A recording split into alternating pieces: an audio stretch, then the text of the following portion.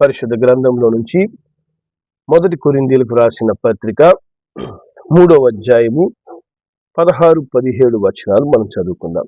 మొదటి కొరింథీ 3:16-17.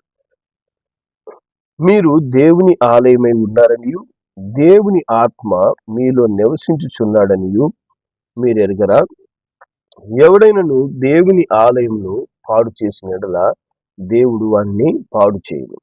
దేవుని ఆలయము పరిశుద్ధమై ఉన్నది, మీరు ఆ ఆలయమై ఉన్నారు. హల్లెలూయా. దేవుని నామానికి మహిమ కలుగును గాక. దేవుడు మనలను తన ఆలయముగా చేసుకొని ఉన్నాడు. హల్లెలూయా. క్రైస్తవులు అనుకుంటారు దేవుని ఆలయం అంటే మనం వెళ్ళేటటువంటి చర్చ్, మందిరం లేదా ఇంకేదన్నా అది దేవుని ఆలయము. నేను మందిరం నుంచి బయటకు వచ్చినప్పటి నుంచి నాకు ఇంకా ఫుల్ పర్మిషన్ ఉంది నేను ఇష్ట ప్రకారంగా జీవించడానికి. దేవుని మందిరంలో ఉన్నప్పుడు మట్టుకే అక్కడ దేవుడు ఉంటాడు కనుక మరి దేవుని మందిరానికి వెళ్ళినప్పుడు మట్టుకే నేను జాగ్రత్తగా ఉంటే చాలు అని మానవుడు అనుకుంటూ ఉంటాడు. దేవుడు చెప్తున్నాడు, మీరు దేవుని ఆలయం. హల్లెలూయా. ఎవరు దేవుని ఆలయం? ఈ దినమున నువ్వే దేవుని ఆలయమై ఉన్నావు. హల్లెలూయా. నువ్వు దేవుని ఆత్మతో నింపబడి ఉన్నావు. ప్రభు అయిన యేసుని నువ్వు సొంత రక్షకుడిగా అంగీకరిస్తున్నావంటే దేవుని ఆత్మ ప్రేరేపణ లేకుండా నువ్వు ప్రభు అయిన యేసుని సొంత రక్షకుడిగా అంగీకరించలేదు. మరి ఆ దేవుని ఆత్మ నీలో నివసిస్తూ ఉండగా నువ్వు దేవుని ఆలయమై ఉన్నావు అని ఆయన సెలవిస్తున్నాడు. హల్లెలూయా. మరి దేవుడు అంటున్నాడు, దేవుని ఆత్మ నీలో నివసించుచున్నందువల్ల నువ్వు దేవుని ఆలయమై ఉన్నావని నీకు తెలీదా అని ప్రశ్నిస్తున్నాడు. హల్లెలూయా. చాలాసార్లు మనము దేవుని ఆత్మ మనలో ఉన్నది, నేను దేవుని యొక్క సన్నిధితో నింపబడి ఉన్నాను, నేను దేవుని ఆలయమై ఉన్నాను, నేను ఎక్కడ ఏ స్థలంలో ఉన్నా కూడా నేను దేవుని ఆలయాన్నే అనే సత్యము మనం మర్చిపోతున్నాం. మర్చిపోతూ మనము ఒక క్రమం లేకుండా జీవిస్తూ ఉన్నాం. దేవుడు అందుకే అంటున్నాడు, నా ఆలయాన్ని పాడు చేసే వాళ్ళని నేను పాడు చేస్తాను. హల్లెలూయా. యేసు ప్రభువుకి మరి ఈ భూమి మీద ఉన్నప్పుడు కోపం ఎప్పుడు వచ్చింది అంటే, దేవుని ఆలయాన్ని పాడు చేస్తూ వాళ్ళు పలు విధాలైనటువంటి వ్యాపారాలు ఎప్పుడైతే చేస్తున్నారో, మరి దేవుని మందిరం పరిశుద్ధంగా ఉంచకుండా అపవిత్రపరచడం ప్రారంభించారో, ప్రభు అయిన యేసు ఏం చేశాడంట, తాళ్లతో కొరడా తయారు చేసి ఒక్కొక్కరిని అక్కడి నుంచి కొట్టి తరిమేశాడంట. మరి ఆయన కరుణామయుడు కదా, ఆయన క్షమించాలి కదా. ఆయన నేను ఏం చేసినా నన్ను క్షమిస్తాడే అంటే, ఏం చేసినా క్షమిస్తానని దేవుడు చెప్పలేదు. ఆయన ఆలయాన్ని పాడు చేసే వాళ్ళని దేవుడు ఖచ్చితంగా శిక్షిస్తాడు. దేవుని ఆత్మకు విరోధంగా పాపం చేసిన వాడికి ఈ లోకమందు మరి పరలోకమందు కూడా క్షమాపణ లేదంటాడు దేవుడు. కాబట్టి దేవుని ఆత్మ నువ్వు కలిగి ఉన్నావు అనేది నువ్వు ఎప్పుడూ మర్చిపోకూడదు. దేవుని ఆలయం ఎటువంటిదంట? వాక్యం చెప్తుంది, దేవుని ఆలయము పరిశుద్ధమై ఉన్నది. హల్లెలూయా. దేవుని ఆలయం ఏ విధంగా ఉండాలి? పరిశుద్ధంగా ఉండాలి. చూడండి, ఒక్కొక్క స్థలము ఒక్కొక్క విధంగా ఉంటాయి. కొన్ని స్థలాలు అపవిత్రంగా మురికిగా ఉంటాయి. అవి లోకానుసారమైన క్రియలు చేసే స్థలములు. మనము జీవగల దేవుని ఆలయము, మన దేవుడు పరిశుద్ధం. ఆయన ఆలయం ఎప్పుడు కూడా పరిశుద్ధంగా పవిత్రంగానే ఉండాలంట. అట కాకుండా మనము అపవిత్ర క్రియలతో మన జీవితాలని నింపుకుంటున్నప్పుడు దేవుడు అంటాడు, నా ఆలయాన్ని నువ్వు పాడు చేస్తున్నావు, నా ఆలయాన్ని నువ్వు అపవిత్రపరుస్తున్నావు అంటూ మరి దేవుడు మనల్ని ప్రశ్నిస్తాడు. హల్లెలూయా. దేవుని నామాన్ని మహిమ కలుగును గాక. ఎఫెసీయులకు రాసిన పత్రిక 4వ అధ్యాయం 30 నుంచి 32వ వచనం వరకు మనం చదువుదాం. ఇక్కడ వాక్యం చెప్తుంది, దేవుని పరిశుద్ధాత్మను దుఃఖపరచకుడి, విమోచన దినం వరకు ఆయన యందు మీరు ముద్రించబడి ఉన్నారు. సమస్తమైన ద్వేషము, కోపము, క్రోధము, అల్లరి, దూషణ, సకలమైన దుష్టత్వము మీరు విసర్జించుడి. ఒకరి ఎడల ఒకడు దయ కలిగి కరుణాహృదయులై క్రీస్తునందు దేవుడు మిమ్మల్ని క్షమించిన ప్రకారం మీరును ఒకరినొకరు క్షమించుడి. హల్లెలూయా. దేవుని నామాన్ని మహిమ కలుగును గాక. చూడండి, ఇక్కడ దేవుని వాక్యం చెప్తుంది, మనము క్షమాగుణము లేకపోతే, క్షమించే మనసు మనలో లేకపోతే నీలో ఉన్న పరిశుద్ధాత్మ దేవుడు దుఃఖపడతాడంట. హల్లెలూయా. మనలో ఉన్నటువంటి పరిశుద్ధాత్మకు దుఃఖం వస్తుందా? ఖచ్చితంగా దుఃఖం వస్తుంది. ఆయన ఖచ్చితంగా దుఃఖపడతాడు. మనలో ఉన్నటువంటి పరిశుద్ధాత్మను దుఃఖపరిచే, పాడు చేసే క్రియలు ఏంటంటే ద్వేషం కలిగి ఉండడం, కోపం కలిగి ఉండడం, క్రోధంతో నింపబడ్డం, అల్లరితో కూడిన ఆటపాటలు, లోక సంబంధమైనటువంటి క్రియల్లో పాల్గొనడం, దూషణ మాటలు, మనం నోటితో దూషించడం, సకలమైన దుష్ట క్రియలు, లోక సంబంధమైన ప్రతి దుష్ట క్రియలు. ఆ దుష్టత్వం నుంచే ప్రభు మనల్ని రక్షించుకున్నాడు, మళ్ళా దుష్టత్వంలోకి వెళ్ళడానికి కాదు. సకలమైన దుష్టత్వము ఎప్పుడైతే ఒక వ్యక్తి చేస్తూ ఉంటాడో అతనిలో ఉన్నటువంటి పరిశుద్ధాత్మ దుఃఖపడతాడు. పరిశుద్ధాత్మ దుఃఖపడడం అంటే మనము దేవుని ఆలయాన్ని పాడు చేస్తున్నాము. పరిశుద్ధంగా ఉండాల్సినటువంటి మన శరీరం అనే ఈ ఆలయాన్ని ఇటువంటి అపవిత్ర క్రియల ద్వారా దుష్టుడు ఏం చేస్తాడు? అపవిత్రపరుస్తాడు. అటు అపవిత్రపరిచే క్రియల ద్వారా పరిశుద్ధాత్ముడు దుఃఖపడతాడు. అలాగే 1 తెస్సలోనికీయులకు రాసిన పత్రిక 5వ అధ్యాయము 1 తెస్సలోనికీయులకు రాసిన పత్రిక 5వ అధ్యాయము 18వ వచనంలో దేవుని వాక్యం చెప్తుంది, ఆత్మను ఆర్పకుడి అంటది. ఆత్మను కొంతమంది ఏం చేస్తారంట, వాళ్ళు చేసే శరీర క్రియల ద్వారా, దేవునికి విరోధంగా వారు ఆలోచించే ఆలోచనల ద్వారా, ప్రవర్తనల ద్వారా వారిలో ఉన్నటువంటి పరిశుద్ధాత్మను ఆర్పివేస్తుంటారు. వారిలో పెట్టినటువంటి దేవుని దీపాన్ని ఆర్పివేస్తుంటారు. ఆత్మను ఆర్పే క్రియలు మనము చేయకూడదు. దానికి మనకు అధికారం దేవుడు ఇవ్వలేదు. తీతుకు రాసిన పత్రిక 1వ అధ్యాయము 15-16 వచనాల్లో దేవుని వాక్యం చెప్తుంది, పవిత్రులకు అన్ని పవిత్రములే, కానీ అపవిత్రులకు, అవిశ్వాసులకు ఏది పవిత్రమైంది కాదు. వారి మనస్సును, వారి మనస్సాక్షియు పరచబడి ఉన్నది. దేవుని ఎరుగుదుమని వారు చెప్పుకుందురు గాని అసహ్యులను, అవిధేయులను ప్రతి సత్కార్యం విషయము భ్రష్టులై ఉండి తమ క్రియల వలన ఆయనను ఎరగమన్నట్టు ఉంటున్నారు. కాబట్టి చూడండి, మనలో ఉన్నటువంటి పరిశుద్ధాత్మ దేవుడు మన చేత సత్కార్యములను చేయిస్తాడు, మంచి క్రియలనే చేయిస్తాడు.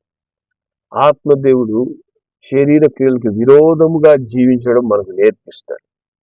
అట కాకుండా మనము ఎప్పుడైతే దేవునికి విరోధముగా, దేవుని ఎరుగుదుమని చెప్తూ సత్కార్య విషయంలో భ్రష్టులై ఉండి దేవునికి విరోధమైన క్రియలు ఎవరైతే చేస్తుంటారో, దేవుడు అంటున్నాడు, పరిశుద్ధాత్మను దుఃఖపరచడం, పరిశుద్ధాత్మను ఆర్పివేయడం, లేదా నీ ఆలయమైనటువంటి నీ శరీరాన్ని నువ్వే పాడు చేసుకుంటున్నావు. దేవుడు అంటాడు, నీ ఆలయాన్ని పాడు చేసే వ్యక్తిని నేను పాడు చేస్తాను. హల్లెలూయా. దేవుని ద్వారా పాడు చేసే పరిస్థితి వస్తే అది ఎలా ఉంటుంది? ఎంత భయంకరంగా ఉంటుంది? దేవుని చేతిలో పడడం ఎలాంటిదంట? భయంకరమైనదంట. దేవుడు మనల్ని ప్రేమించి తన ఆత్మను అనుగ్రహించాడు. తన ఆత్మను ఎటువంటి ఆత్మను ఇచ్చినాడంట? దేవుని వాక్యం చెప్తుంది. గలతీయులకు రాసిన పత్రిక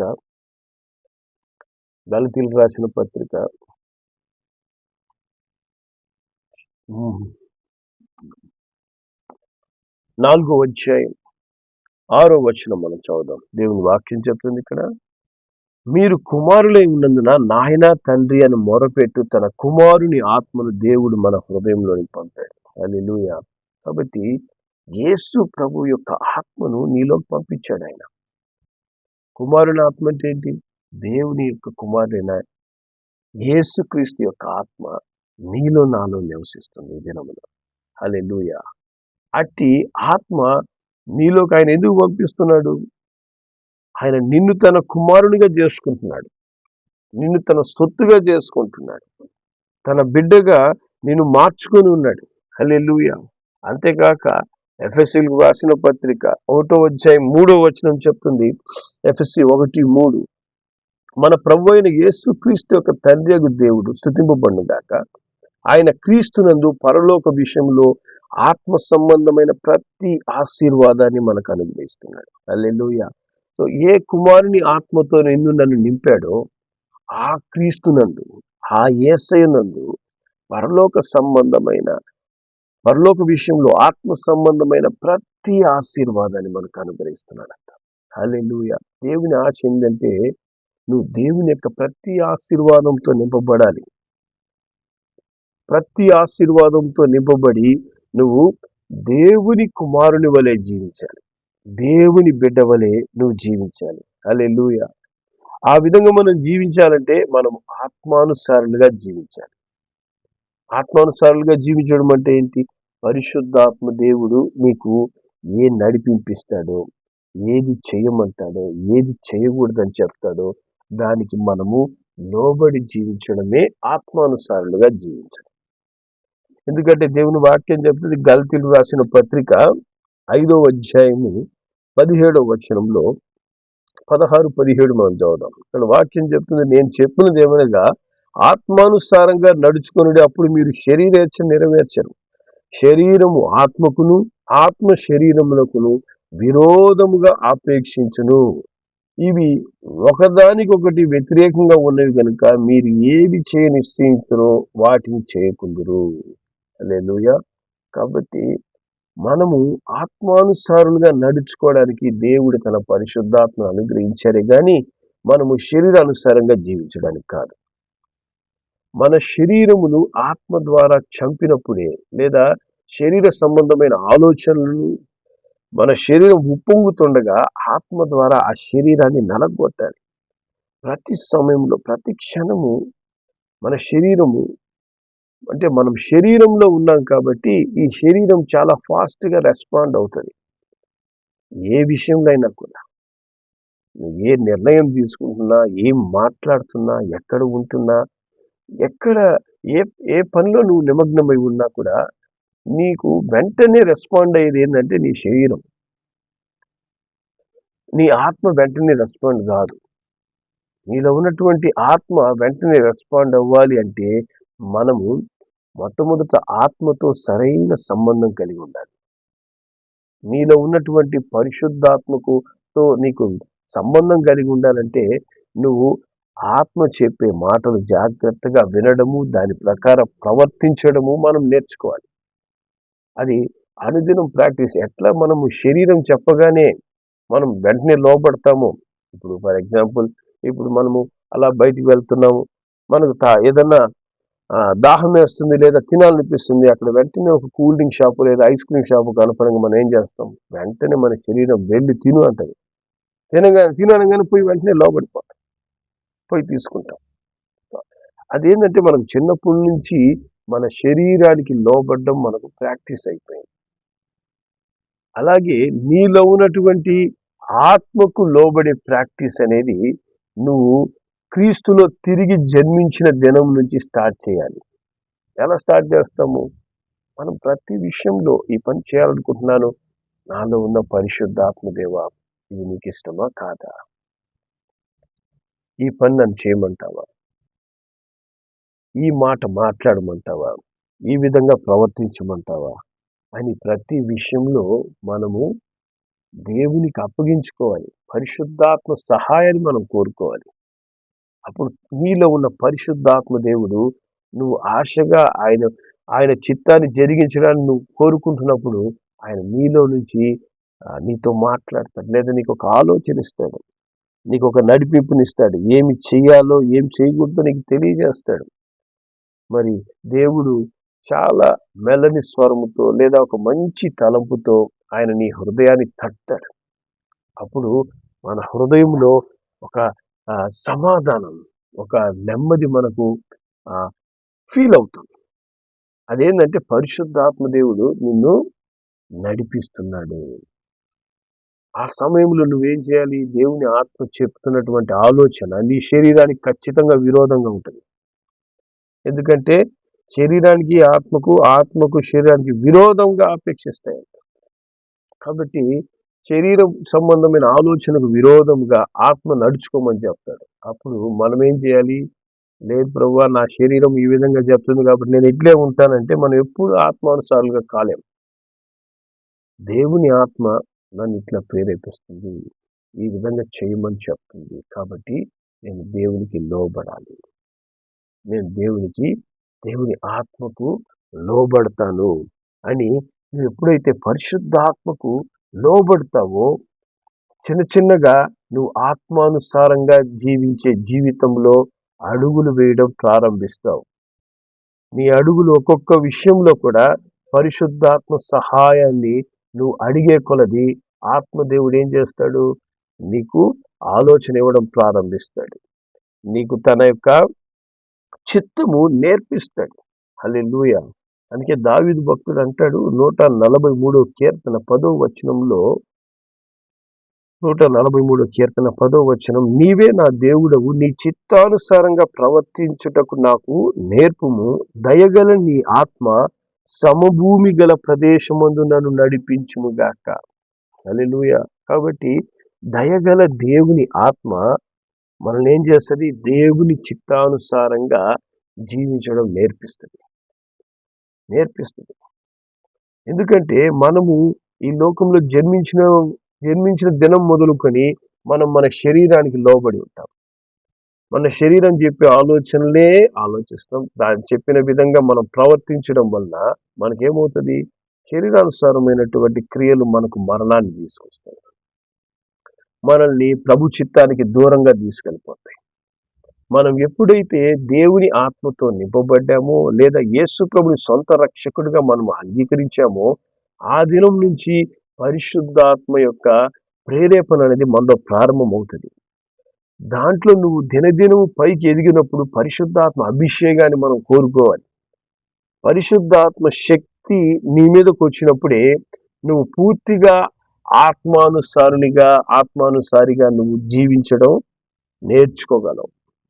అప్పుడు మట్టుకి ఆత్మదేవుడు నిన్ను కంట్రోల్ చేస్తాడు. హల్లెలూయా. పరిశుద్ధాత్మ మీ మీదకి వచ్చినప్పుడు మనం శక్తి పొందుకుంటామంట. ఆ పరిశుద్ధాత్మ శక్తి మనల్ని ఏం చేస్తుంది? మన శరీర సంబంధమైన క్రియలను చేయనీయకుండా ఆపుతుంది. హల్లెలూయా. ఆపి మనల్ని వాక్యానుసారంగా జీవించడం ఎలాగో మనకు నేర్పిస్తుంది.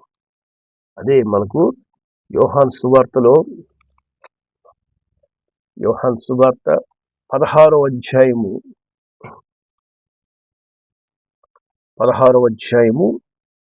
మరి 7వ వచనం నుంచి మనం చదివితే ఇక్కడ వాక్యం చెప్తుంది, అయితే నేను మీతో సత్యం చెప్పుచున్నాను, నేను వెళ్ళిపోవటం వల్ల మీకు ప్రయోజనకరం. నేను వెళ్ళనెడల ఆదరణకర్త మీ యొద్దకు రాడు, నేను వెళ్ళినెడల ఆయనను మీ యొద్దకు పంపుదును. ఆయన వచ్చి పాపమును గూర్చి, నీతిని గూర్చి, తీర్పుని గూర్చి లోకమును ఒప్పుకొన చేయును. హల్లెలూయా. కాబట్టి పరిశుద్ధాత్మ దేవుడు వచ్చినప్పుడు ఆయన ఏం చేస్తాడు? మనకు నీతిగా జీవించడం ఎలాగా, పాపం అంటే ఏంటి, నువ్వు ఆ విధంగా పాపం చేస్తే ఎటువంటి తీర్పు పొందుకుంటావు అనే విషయంలో మనకు నేర్పిస్తాడంట, మనకు బోధిస్తాడంట. హల్లెలూయా. నడవలసిన మార్గాన్ని మనకు తెలియపరుస్తాడు.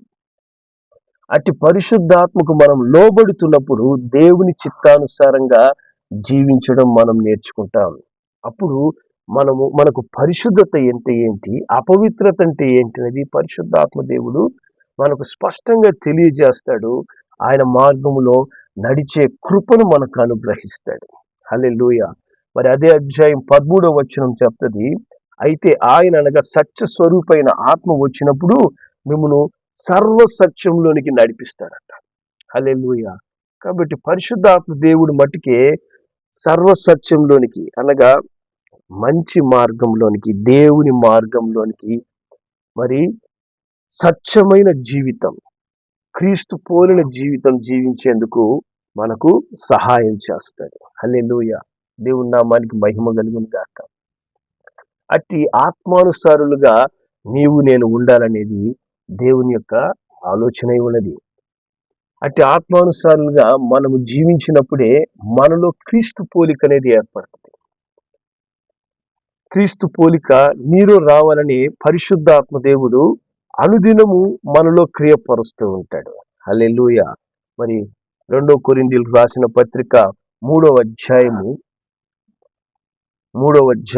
17-18 వచనాలు మనం చదివితే దేవుని వాక్యం చెప్తుంది, ప్రభువే ఆత్మ, ప్రభు యొక్క ఆత్మ ఎక్కడ ఉండునో అక్కడ స్వాతంత్రం ఉండును. మనమందరము ముసుగులేని ముఖముతో ప్రభు యొక్క మహిమను అద్దం వలె ప్రతిఫలింప చేయుచు మహిమ నుంచి అధిక మహిమను పొందుచు ప్రభువు ఆత్మ చేత ఆ పోలికగా మార్చబడతాం. హల్లెలూయా. పరిశుద్ధాత్మ యొక్క ఆశ ఏంటంటే నీవు క్రీస్తు పోలి జీవించాలి. క్రీస్తు చేసిన క్రియలు నువ్వు చేయాలి. ప్రభు అయిన యేసు వలె నువ్వు జీవించడం నేర్చుకోవాలి. ప్రభు అయిన యేసు వలె మాట్లాడాలి. ప్రభు అయిన యేసు వలె ప్రవర్తించాలి. ప్రభు అయిన యేసు వలె నీ యొక్క జీవితం మారాలనేది పరిశుద్ధాత్మ దేవుని యొక్క ఆశ. అందుకే తన కుమారుని ఆత్మ మనలోనికి దేవుడు పంపి ఆ క్రీస్తు పోలికను నీలో తీసుకురావాలని అనుదినము పరిశుద్ధాత్మ దేవుడు క్రియపరుస్తూ ఉంటాడు. హల్లెలూయా. అట్టి పరిశుద్ధాత్మ దేవునికి మనల్ని మనము ఎప్పుడైతే సంపూర్ణంగా అర్పించుకుంటామో అట్టి క్రీస్తు పోలికను నీవు నేను పొందుకోగలం. అట్టి కృప దేవుడు మనకు దయచేయునుగాక. ప్రార్థన చేద్దాం. ప్రేమ కలిగిన మా తండ్రి, కృప కలిగిన మా నాయన, నీకు వందనాలు స్తోత్రములు చెల్లిస్తున్నాం. నాయన, పరిశుద్ధాత్మకు లోబడి జీవించడం మాకు నేర్పించి క్రీస్తు పోలికను మాకు అనుగ్రహించమని, ఆయనకు సాక్షులుగా జీవించేందుకు మాకు సహాయం చేయమని యేసు నామములో ప్రార్థిస్తున్నాము తండ్రి. ఆమేన్.